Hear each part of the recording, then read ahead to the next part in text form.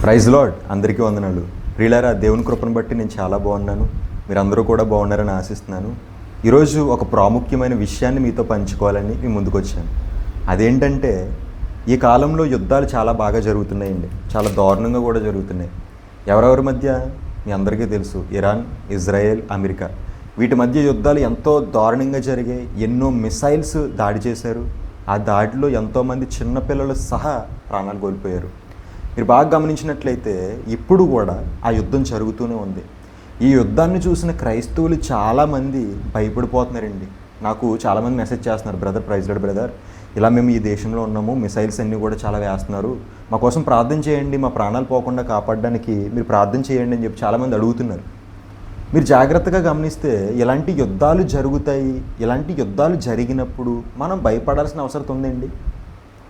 బయట ఎవరో భయపడ్డారంటే ఒక అర్థం ఉంది, కానీ క్రైస్తవుడు అయినటువంటి వాడు భయపడకూడదు.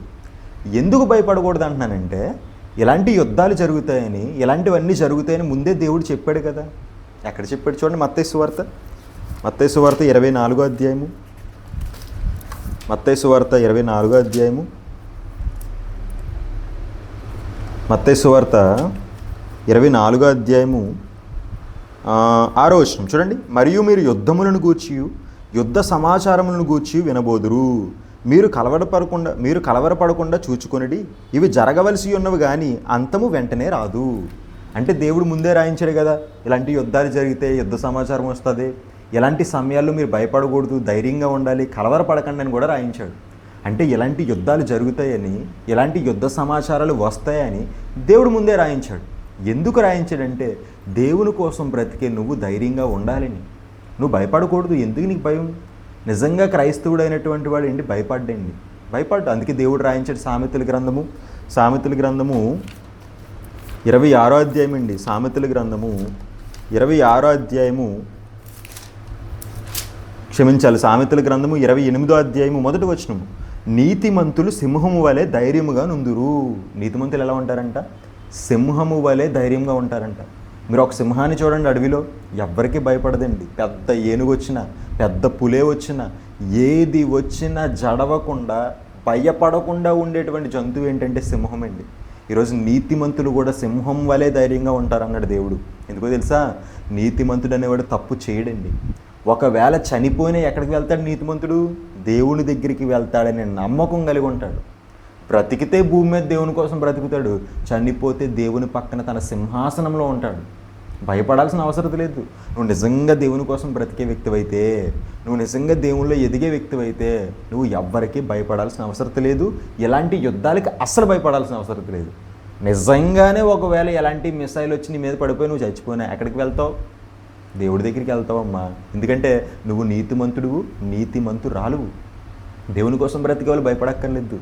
బ్రదరు, మరి అలాగైతే నేను భయం లేదు కానీ, నాకు భయం లేదు కానీ బ్రదరు, మరి ఇదిగో నా పిల్లల సంగతి ఏంటి, నా ఫ్యామిలీ సంగతి ఏంటి, నా పిల్లల్ని ఎవరు పోషిస్తారు, మా ఫ్యామిలీని ఎవరు పోషిస్తారని ఒక చింత మీకు ఉంటుందండి.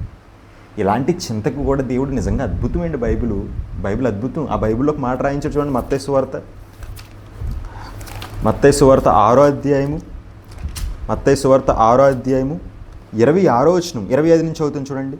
అందువలన నేను మీతో చెప్పున్నదేమనగా, ఏమి తిందుమో ఏమి త్రాగుదుమో అని మీ ప్రాణమును గూర్చి అయినను, ఏమి ధరించుకొందుమో అని మీ దేహమును గూర్చి అయినను చింతింపకండి. ఆహారము కంటే ప్రాణమును, వస్త్రము కంటే దేహమును గొప్పవి కదా. ఆకాశ పక్షులను చూడి, అవి విత్తవు, కోయవు, కోటలో కూర్చుకొనవు, అయినను మీ పరలోకపు తండ్రి వాటిని పోషించుచున్నాడు. మీరు వాటి కంటే బహుశ్రేష్ఠులు కారా? వండర్ఫుల్ అండి. నిజంగా దేవుడు చెప్తున్నాడు, ఆకాశ పక్షులను చూడు నాయనా. నీ ఫ్యామిలీ కోసమే కదా నువ్వు బాధపడుతున్నావు. నేను ఈరోజు చనిపోతే నా ఫ్యామిలీ ఏమైపోద్దనే కదా నువ్వు దిగులు పడుతున్నావు. ఒక్కసారి ఆకాశ పక్షులను చూడు. ఆకాశ పక్షులను ఎవరు పోషిస్తున్నారు? నేనే కదా. అవి ఎప్పుడన్నా కోత కోసాయా, విత్తనాలు విత్తాయా, లేదంటే విత్తనాలు కూర్చుకున్నాయా, పంట పండించాయా? మరి ఏమీ పండించకపోయినా వాటన్నిటినీ పోషిస్తుంది ఎవరు? దేవుడే కదండి. ఇంకా మీకు జాగ్రత్తగా కొద్దిగా డెప్త్గా చెప్తాను, అర్థం చేసుకోవడానికి ప్రయత్నం చేయండి. ఆకాశ పక్షుల్ని చూడి అంటే ఏదో పైపైన చదివేస్తే మనకు అర్థం కాదండి. మీరు జనరల్గా ఆలోచించండి. మీ ఇంటి దగ్గర కాకులు ఉంటాయి కదా. మీ ఇంటి దగ్గర ఎన్ని కాకులు ఉంటాయి? ఒక 2, 3 కాకులు ఉంటాయి. ఇప్పుడు మీ వీధి మొత్తంలో ఎన్ని కాకులు ఉంటాయి? ఒక 10, 15 ఉంటాయి. మీ ఊరు మొత్తంలో ఎన్ని కాకులు ఉంటాయి? ఒక 100 ఉంటాయా? 100 ఉంటాయి. ఇప్పుడు మీ మండలం మొత్తంలో ఎన్ని కాకులు ఉంటాయి అంటే మండలంలో కొన్ని ఊర్లు ఉంటాయి కాబట్టి ఒక 10 ఊర్లు ఉన్న 10 1000 కాకులు ఉంటాయి. మండలానికి 1000 కాకులు ఉన్నాయి. ఇప్పుడు జిల్లాకి ఎన్ని కాకులు ఉంటాయి చెప్పండి? ఈజీగా 10,000 కాకులు ఉంటాయా? ఉంటాయి. ఇప్పుడు రాష్ట్రానికి ఎన్ని కాకులు ఉంటాయి చెప్పండి? ఈజీగా 1,00,000 కాకులు ఉంటాయా? ఉంటాయి. ఇప్పుడు దేశానికి ఎన్ని కాకులు ఉంటాయి చెప్పండి? ఈజీగా ఒక 10-50 లక్షల కాకులు ఉంటాయా? ఉంటాయి. ప్రపంచమంతా కలిపితే ఎన్ని కాకులు ఉంటాయి? కొన్ని వేల కోట్ల కాకులు ఉంటాయండి. ఇప్పుడు మీరు బాగా గమనించండి, కొన్ని వేల కోట్ల కాకుల్ని పోషిస్తున్న వ్యక్తి ఎవరు? దేవుడే కదా. ఇప్పుడు మన ఇంట్లో కుక్క పిల్లను పెంచుకుంటాం, పిల్లి పిల్లను పెంచుకుంటాం. పిల్లిని కానీ కుక్కను కానీ దేన్నైనా పెంచుకునేటప్పుడు దానికి ఆహారం పెట్టడానికి రోజుకి ఎంతో కొద్దిగా ఖర్చు చేస్తాం కదా. ఒక 5 రూపాయలు 10 రూపాయలు ఖర్చు చేస్తాం కదా. ఇప్పుడు 100 కాకులు 200 కాకులు ఉన్నాయనుకోండి, మీరే 100 కాకులు పెంచుకుంటున్నారనుకోండి. 100 కాకులకు ఒక రోజు ఆహారం పెట్టడానికి ఎంత ఖర్చు పెడతారు మీరు? ఒక కాకికి రూపాయి వేసుకున్న 100 కాకులకి 100 రూపాయలు ఖర్చు పెడతారు కదా. Okay, very good.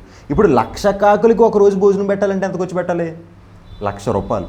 10 లక్షల కాకులకి ఒక రోజుకి భోజనం పెట్టాలంటే ఎంత ఖర్చు పెట్టాలి? 10 లక్షల రూపాయలు. ఇప్పుడు ఎన్ని కోట్ల కాకులు ఉన్నాయి ఈ భూమి మీద? కొన్ని వేల లక్షల కోట్ల కాకులు ఉన్నాయి కదా. అన్ని కోట్ల కాకులకి ఒక రోజు ఆహారం పెట్టాలంటే ఇప్పుడు ఎంత డబ్బు అవుతుంది? ఈజీగా కొన్ని లక్షల కోట్లు అవుతుంది కదా. అంటే ఒక్క కాకికి ఆహారం పెట్టడానికి దేవుడు ఒక్క రోజుకి కొన్ని వేల లక్షల కోట్ల రూపాయలు ఖర్చు పెడుతున్నాడన్నమాట. అర్థమవుతుందా? అంటే ఒక కాకికే కొన్ని వేల కోట్ల లక్షల కోట్లు ఖర్చు పెడుతున్న దేవుడు, అన్ని కోట్లు ఖర్చు పెట్టి వాటికి ఆకలి తీరుస్తున్న దేవుడు నీకు ఆకలి తీర్చలేడా? నీ పిల్లల ఆకలి తీర్చలేడా అని దేవుడు అడుగుతున్నాడు. అది ఆకాశ పక్షులను చూడుడి, అవి విత్తవు కోయవు కోట్లను కూర్చుకొనవు, అయినను మీ పరలోకపు తండ్రి వాటిని పోషించుచున్నారు, మీరు వాటికంటే బహుశ్రేష్ఠులు కారా? ఇప్పుడు మీరు బాగా ఆలోచించండి. నిజమే కదా. ఇన్ని కోట్ల కాకుల్ని పోషిస్తున్న దేవుడు నన్ను పోషించలేడా? ఇన్ని కోట్ల కాకుల్ని చూసుకుంటున్న దేవుడు నా పిల్లల్ని చూసుకోలేడా అనేటువంటి ధైర్యం నీకు ఉండాలి. కాకుల్ని మాత్రమే చూసుకుంటున్నాడా? కొంగలు ఉన్నాయి, పక్షులు ఉన్నాయి, ఇంకా ఎన్నో రకాల పక్షులు ఉన్నాయి. మరి అన్ని రకాలు వేసుకుంటే అన్ని రకాలకి ఆహారం పెట్టడానికి దేవుడు ఎన్ని కోట్లు ఖర్చు పెడుతున్నాడండి బాబు. అంటే అన్ని కోట్లు కోట్లు కోట్లు కోట్లు ఖర్చు పెట్టేది దేవుడు దేనికంటే? ఒక కాకికి ఒక పక్షులకి ఆహారం పెట్టడానికి. అవి ఏం పని చేయవండి, అవేమీ విత్తనాలు వేయలేదు మనకులాగా, భూమిని పండించలేదు, కానీ దేవుడు వాటిని పోషిస్తున్నాడు కదా. మరి అలాంటిది నీ పిల్లల్ని పోషించలేడా? ఈరోజు నువ్వు వేరే కంట్రీలో ఉండి భయపడుతున్నావేమో, నాకు ఏదన్నా అయితే నా పిల్లలకి ఏమవుద్ది, నాకు ఏదన్నా అయితే నా కుటుంబానికి ఏమవుద్ది. నువ్వు నిజంగా దేవుని కోసం బ్రతికే వ్యక్తివైతే ఫస్ట్ నీకు ఏం కాదు. ఒకవేళ ఏమైనా అయినా నీ పిల్లల్ని చూసుకునే బాధ్యతని దేవుడు తీసుకుంటాడు. దేవుడు చూసుకుంటాడు. నీ కుటుంబం ఆల్రెడీ భక్తి గల కుటుంబమే కదా, ఇంకెందుకు నీకు భయం? భయపడాల్సిన అవసరం లేదండి. అందుకే నీతిమంతుడు సింహము వలె ధైర్యముగా ఉంటాడు. తన కుటుంబం కోసం భయపడ్డు, తన ఫ్యామిలీ కోసం భయపడ్డు, తన బంధువుల కోసం భయపడ్డు, తన కోసం కూడా భయపడ్డు. ఎందుకో తెలుసా? బ్రతుకుట క్రీస్తు, చావైతే లాభం అన్నట్టుగా బ్రతుకుతాడండి. కాబట్టి ప్రియులారా, యుద్ధాల కోసం దేనికోసం మీరు భయపడకండి. ఎక్కడున్నా మీరు ప్రశాంతంగా ఉండండి, మనశ్శాంతిగా ఉండండి, దేవుని మనసులో తెలుసుకోండి, దేవుని కోసం బ్రతకండి, దేవునిలో ఉండండి. దేవుడు ఖచ్చితంగా మిమ్మల్ని సింహాల్లా మారుస్తాడు. సింహము అంటే ధైర్యాన్ని మీకు ఇస్తాడు. అలా మీరు అందరూ ఎదగాలని, భయపడకూడదని నా మనస్ఫూర్తిగా కోరుకుంటున్నాను. నా మాటలు ముగిస్తున్నాను. కళ్ళు మూసుకుని ప్రార్థన చేద్దాం. ప్రార్థన. పరలోకమందున్న మా కన్న తండ్రి, నీకే వందనాలు తండ్రి.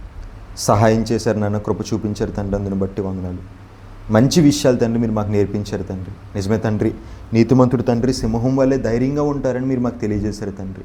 మేము కూడా నీతిమంతుల వల్లే ఉంటూ సింహం వల్లే ధైర్యాన్ని మా గుండెల్లో నింపుకొని బ్రతకడానికి సహాయం చేయండి. ఇతర కంట్రీస్లో ఉన్నటువంటి వారి కోసం ప్రార్థిస్తాను. వారందరూ కూడా తండ్రి నీ యొక్క రెక్కల చాటున ఉన్నారని మేము నమ్ముతున్నాం తండ్రి. వాళ్ళకి ఏ హాని కలగకుండా మీరే ధైర్యాన్ని అనుగ్రహించమని మా రక్షకుడు మీ ప్రియకుమారుడైన యేసుక్రీస్తు వారి నామములో ప్రార్థన అడుగుతున్నాను తండ్రి. ఆమెన్. అందరికీ వందనాలు.